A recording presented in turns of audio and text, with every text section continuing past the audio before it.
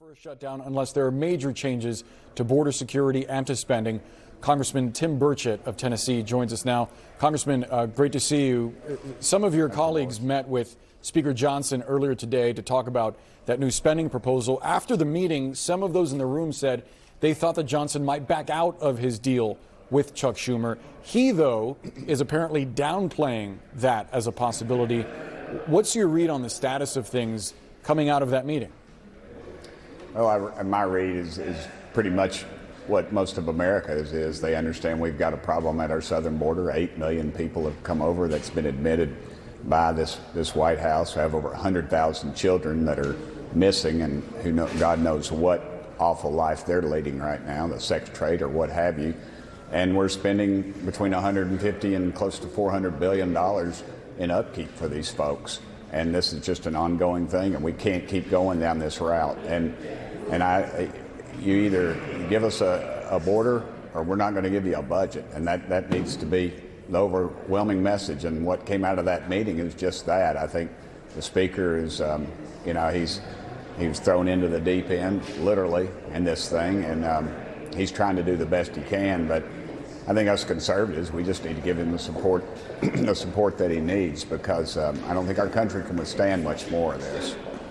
On the question of support for Speaker Johnson, you were one of a small group of people that voted to oust the former Speaker, Kevin McCarthy, over a deal that was very similar to what Johnson has struck with Schumer. There are members of your conference that are leaving the door open to potentially revisiting that now with Speaker Johnson. What's your message to those folks? Well, it's a good message. Again, we're $34 trillion in debt. We take in $5 trillion every year. We spend $7 trillion.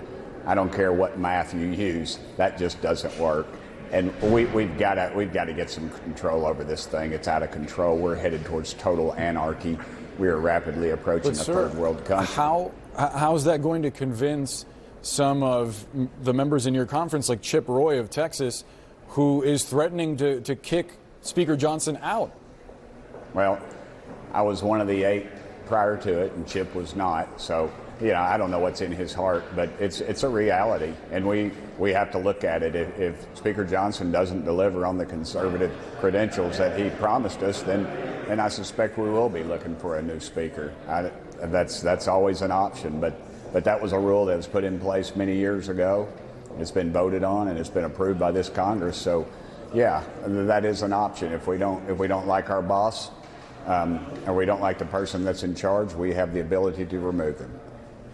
If that moves forward, if there's a potential shutdown, don't you think that'll hurt Republicans going into an election year?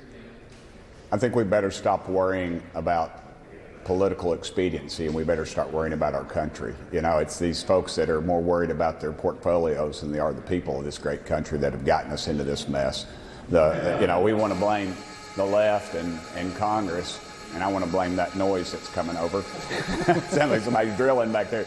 But the reality, Boris, is that we've got our national chambers of commerce to blame for this thing. They push for this. They want the cheap slave labor in our country. They don't care how they get it. And again, they're the ones that when you see the president rolling in, you always say, who's that out there on the tarmac?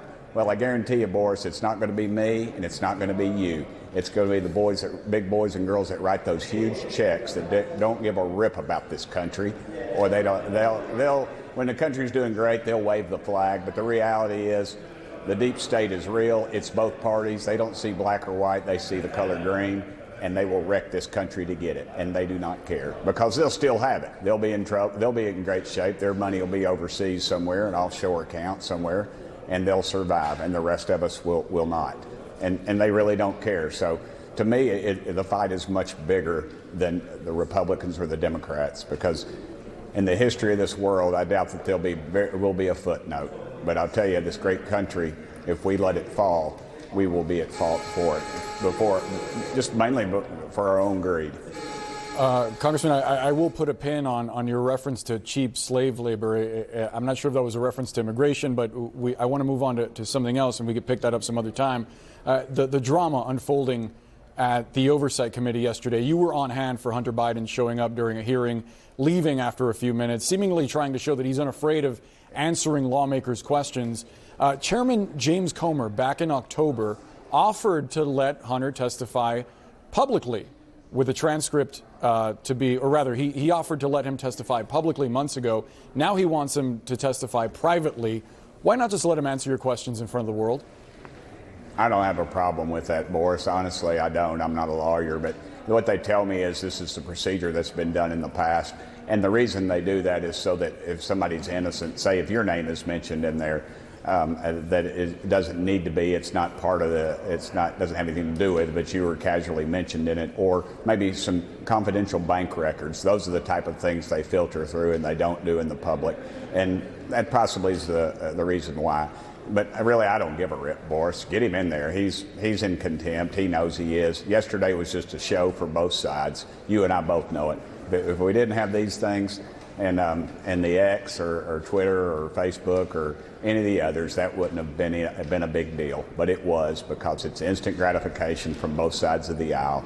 And you and I know it. It's a game they play, and it's unfortunate.